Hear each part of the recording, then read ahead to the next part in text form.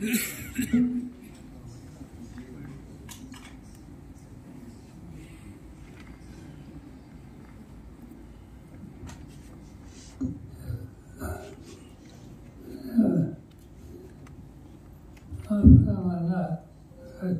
कसा आणि काकलकर विद्यार्थी डॉक्टर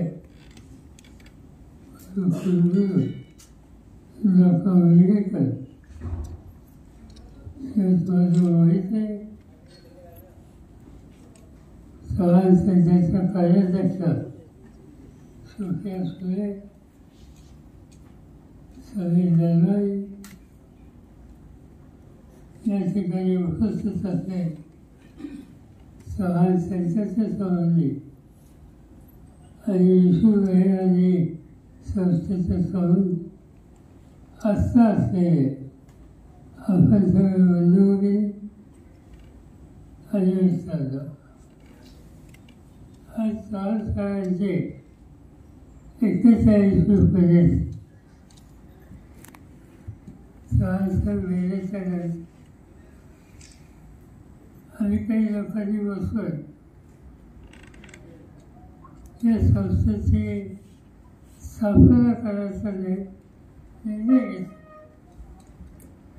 त्या निर्णयामध्ये वसंतदादा पाटील, एस.एम. जोशी असे अनेक मान्यवर होते.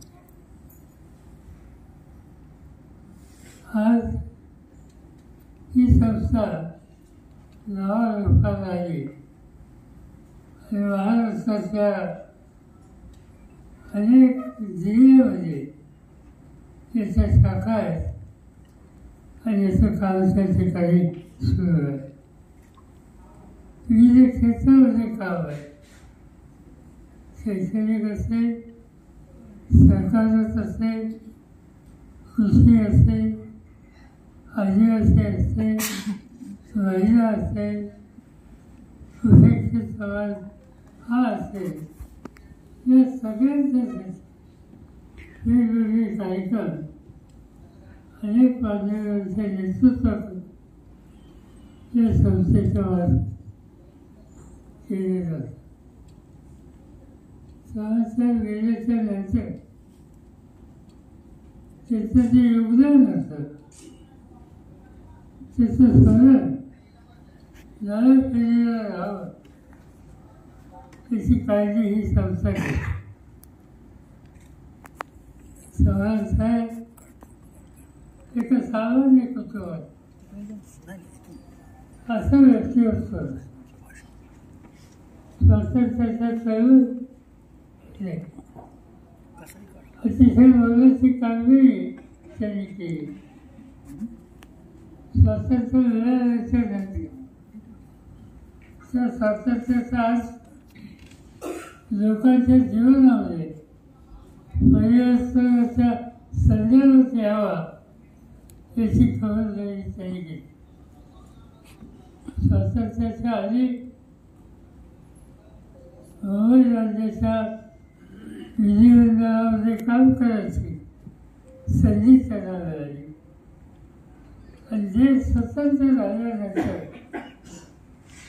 जे संसार स्थापन झालं त्या संसारामध्ये सुद्धा महत्त्वाची जबाबदारी मंत्री म्हणून त्यांनी घेतलेली. त्यांनी अनेक निर्णय घेतले. मंत्री म्हणून जी फारसी माहिती आजच्या पिढीला जाईल. एकच उदाहरण सांगतो की आज महाराष्ट्राच्या गावागावामध्ये लहानपणी म्हणून जे एसटीची ओळख होती त्या एसटी कॉर्पोरेशन स्थापन करण्यात हा निर्णय यशवंतराव चव्हाण शासन खात्याचे मंत्री होते त्यावेळी त्यांनी नंतरच्या काळामध्ये संयुक्त महाराष्ट्राची चळवळ सुरू झाली. लोकांना मराठी राज्याची आवश्यकता होती. त्यावेळेच्या राज्यकर्त्यांनी जीवासिकाचं निवृत्तीकरणाचं धोरण स्वीकारलं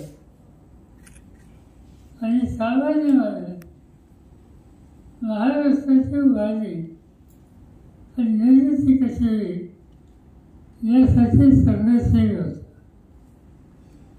चळवळ झाली. 4 दिवसात त्याने हौसाच्या फटक्यात शेवटी जनतेचा विचार लक्षामध्ये घेऊन श्रीमती इंदिरा गांधींनी हा संयुक्त महाराष्ट्राचा निर्णय घेण्याची आवश्यकता आहे ही भूमिका घेतली आणि या निर्णयाच्यासाठी हजारो लोकांनी प्रयत्नाची पराकाष्ठा केली, प्राण दिले. आयुष्याचा उमेदीचा काळ हा चळवळत घालवला.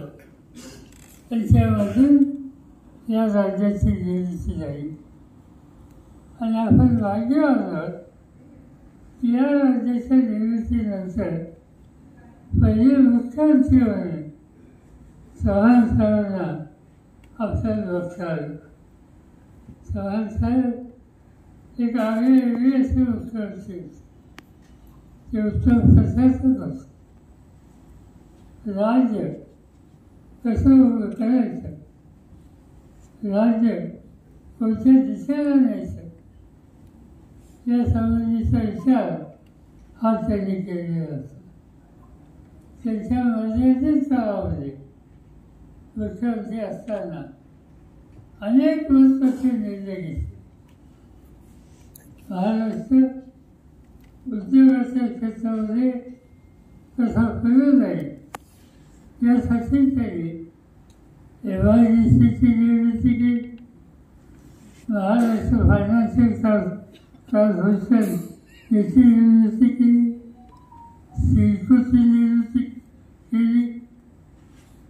पंचायत राज्य शेवटच्या माणसाला निर्णय घेण्याच्या प्रक्रियेमध्ये सहभागी असावा यासाठी पंचायत राज्याला प्रोत्साहन देण्याची शक्ती दिली आणि महाराष्ट्राची संस्कृती ही नजरेसमोर आली पाहिजे त्यासाठी एक अत्यंत महत्त्वाचं काम चौकशीच अक्षरशास्त्री जोशींना बरोबर घेऊन वाईला विश्वकोशाची निर्मिती करण्याचं केंद्र सांगितले.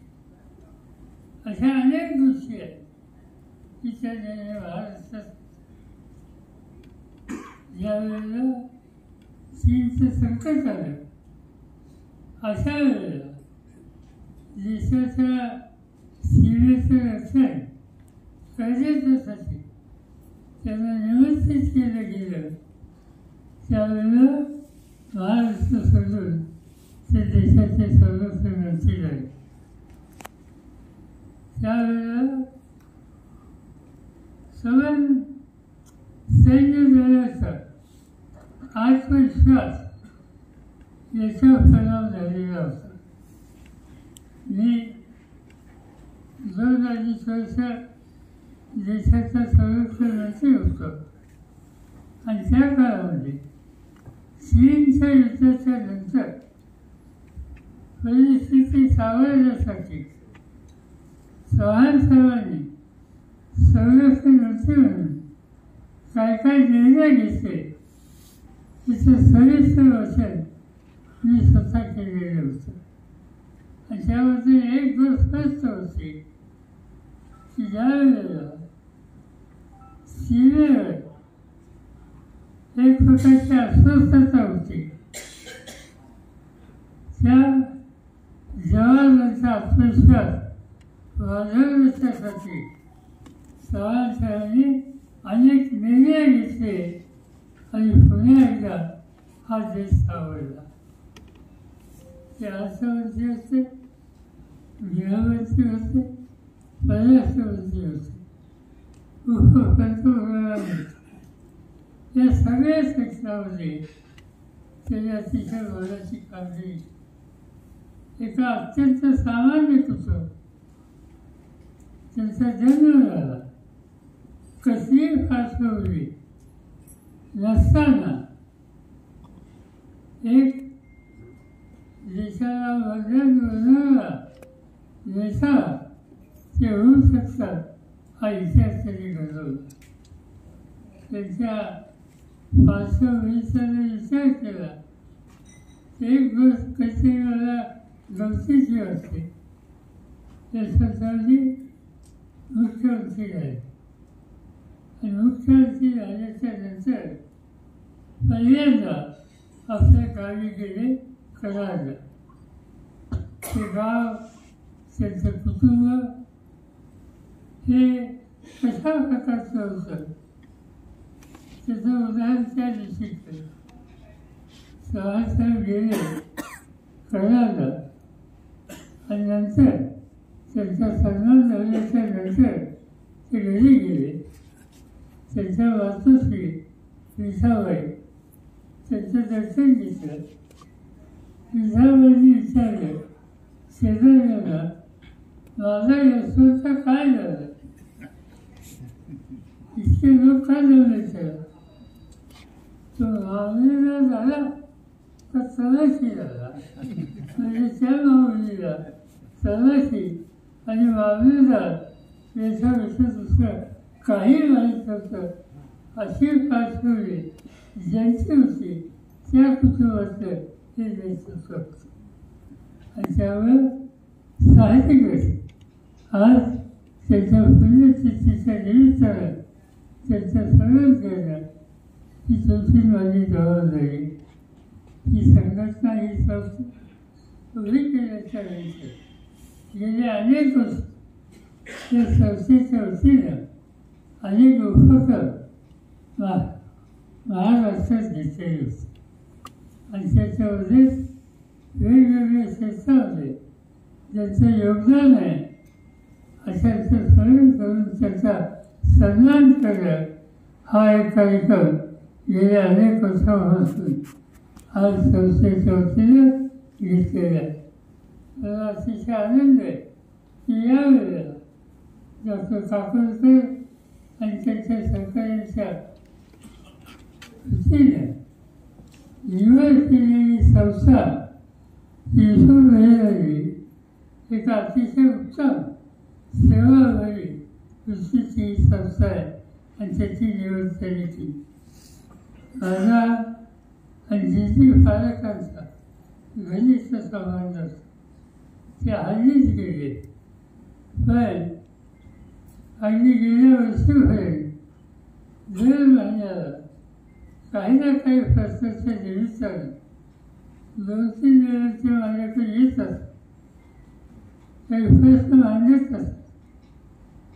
इतकं वय झाल्याच्या नंतर सुद्धा कष्ट करायला ते कधी मागं पडून राहिलेली अखंड प्रयत्न करत आणि यशोमहिलांनी या संस्थेच्या संबंधी त्याला प्रचंड आस्था होती. यशोमहिलांनी स्वतः थोर नेते होते, मुंबईचे महापौर होते. दुर्दैवानं त्यांना आयुष्य झालं मिळालं नाही, पण जे काही मिळालं ते समाजाच्या उभारणीसाठी त्यांनी ते आयुष्य घालवलं. आणि ते गेल्याच्या नंतर जी पालक असोत, मधून गंधर्व असोत, अनेक गावाचे नेते असतात, या सगळ्यांचा सहभाग यशोमहिलांनी त्यांच्याच्या वतीनं त्यांच्याशी गेले अनेक वर्ष होते.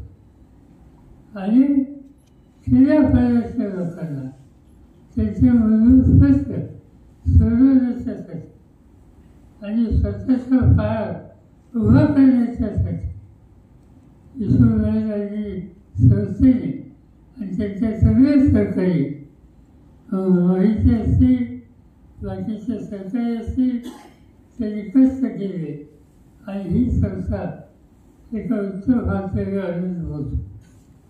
ज्या ज्या वेळेला देशामध्ये संकट आलं, अडचणी आल्या, त्यावेळेला विश्व महावीर सेंटर तिथे धावून गेलं आणि आपली जबाबदारी ही त्यांनी लोकांना दाखवली. आणि म्हणून असं संस्कृत निवड या ठिकाणी झाली. त्याचा आनंद आम्हा सगळ्यांना आहे. मी हा सन्मान विश्व महावीर सेंटरने स्वीकारला, त्याबद्दल स्वहा सेंटरच्या वतीनं त्यांचे सगळे पदाधिकारी आणि कष्ट करणारे सहकारी त्या सगळ्यांचं ऋण व्यक्त करतो. आणि अधिक न बोलता मी माझे 2 शब्द इथं संपवतो. जय हिंद, जय महाराष्ट्र.